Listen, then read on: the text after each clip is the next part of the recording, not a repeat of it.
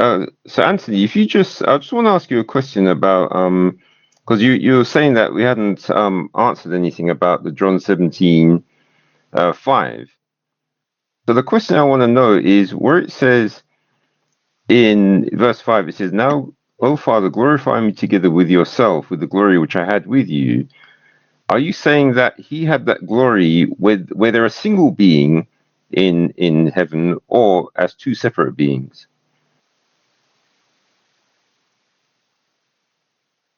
Do you want to unmute? Because you have to unmute. I can't unmute you.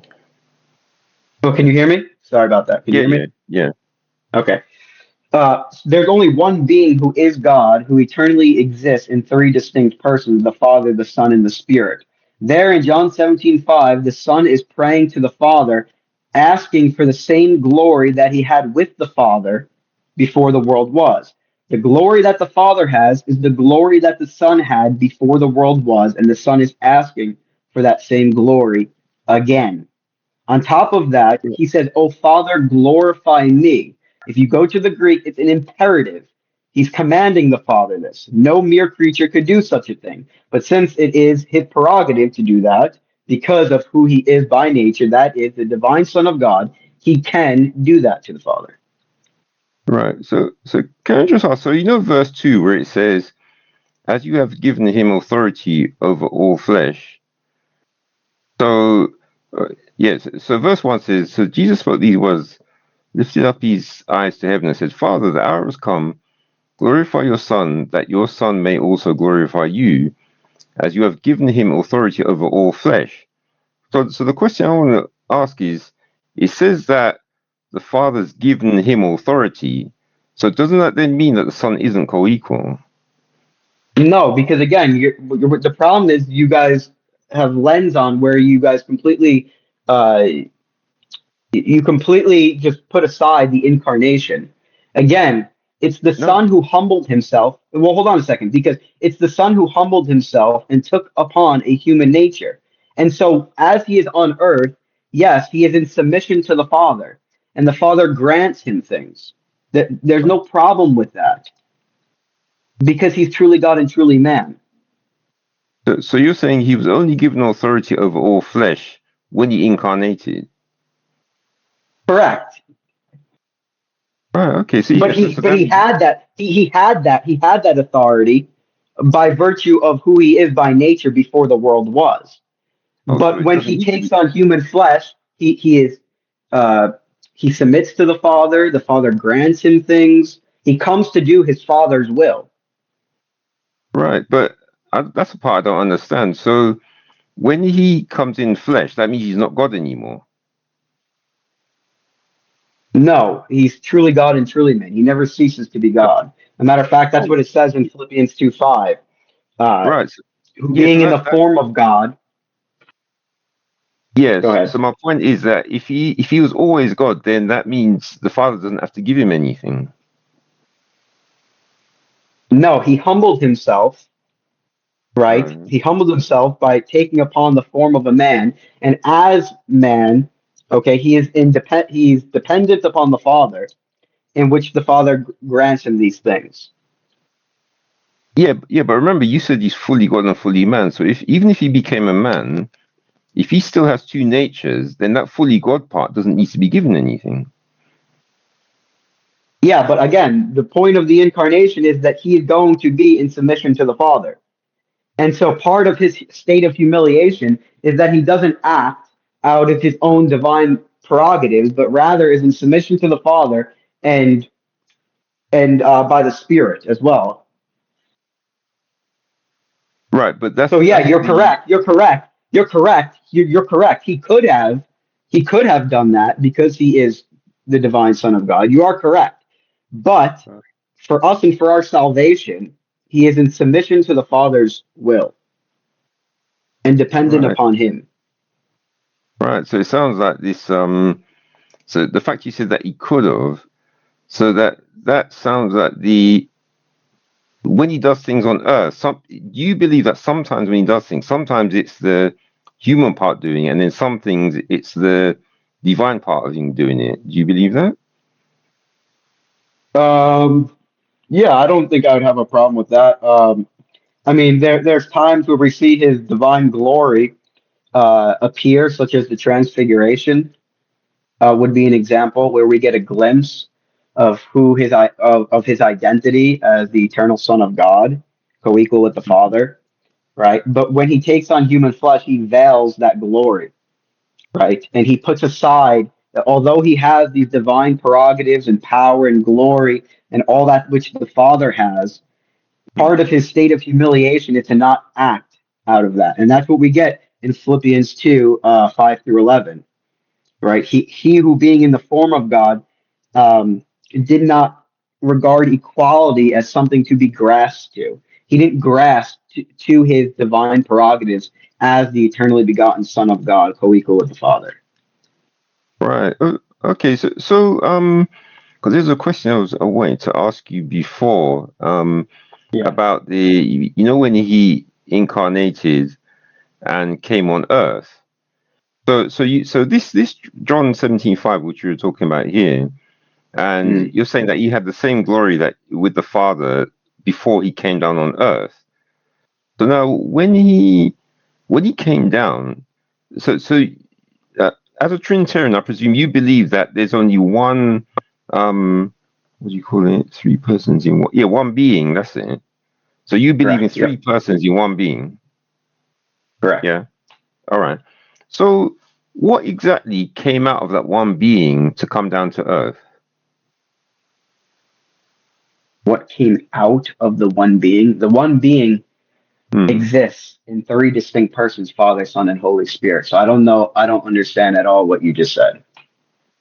Right. But so that one of the persons in that one being, Yeah. one of those persons came down to Earth. Correct. The Son. Right. So to do that, did he come out of that being, or he came down still as the same being? Yeah. He never ceases to be the eternal Son. Right. And so then when he came down as that being, did that same being go into death when he died? Correct. He did. The incarnate Son of God died on the cross. Oh, so but still as one being. Yeah. The second person of the Trinity incarnate died Mm, on the cross. But what died on the cross was he bodily died. Okay. So mm, his body, remained in the grave and on the third day rose again. So his divine nature doesn't die, right. and his human will remains united to the divine will and divine nature, while the body is in the grave until it resurrects on the third day and is united back together. Right. So this is the big question, the part that I don't understand about the Trinity, and I'd love a Trinitarian to explain it. Is Yeah. when you say three persons in one being, what is this one being? When we say being, we're talking about the divine nature, which Right. we could say is his attributes. Hmm. Right. So all that which makes God God, all that which makes God God is the divine essence or the divine nature, in which Yeah, we, in our finite knowledge of things, of what the Bible tells us, is his attributes, is his existence. right. So this being isn't a single entity. It is. It absolutely is a single entity, Right. So one then being. that single entity can be in heaven and also can die and go into the grave.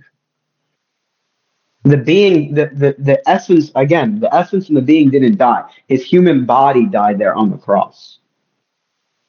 I mean, All this is right. really not that hard to understand. Like, think of it like this: even when a Hmm. human person dies, their soul doesn't die, but there's a separation between the soul and the body, in which when on the day of resurrection, these two will be joined back together. So Hmm. there's really nothing that should be so that shouldn't make sense to you. Right. So okay. So this is. I just want to show this. Is Revelation 1:17, and he says, "When I Yeah. saw him, I fell at his feet as though dead. Then he placed his right hand on me and said, Do not be afraid. I am the first and the last. I am the living one. I was dead, and now look, I am alive forever and ever, and I hold the keys of death and hell. So when he says there, I am the living one, I was dead, is that his spirit talking? Is that the Spirit talking? Yeah, because is that the flesh that died talking, or is that him in his non-flesh form?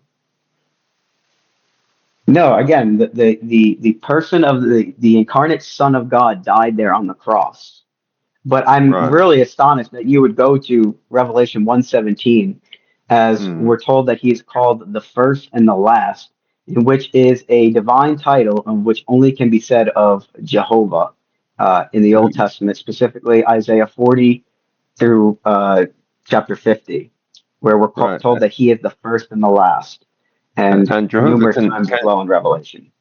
yeah. So can Jehovah die? Uh, Jehovah, if he took on human flesh, can die, correct? And again, the body Uh, is uh, what died. You see, oh, so what you're doing is you're trying to almost set up a question like, oh, look how bad that sounds. We don't believe that that the Son prior to the incarnation could die. The Son can only die in virtue of the incarnation and becoming man. right. But here it says, "I am the living one. I was dead."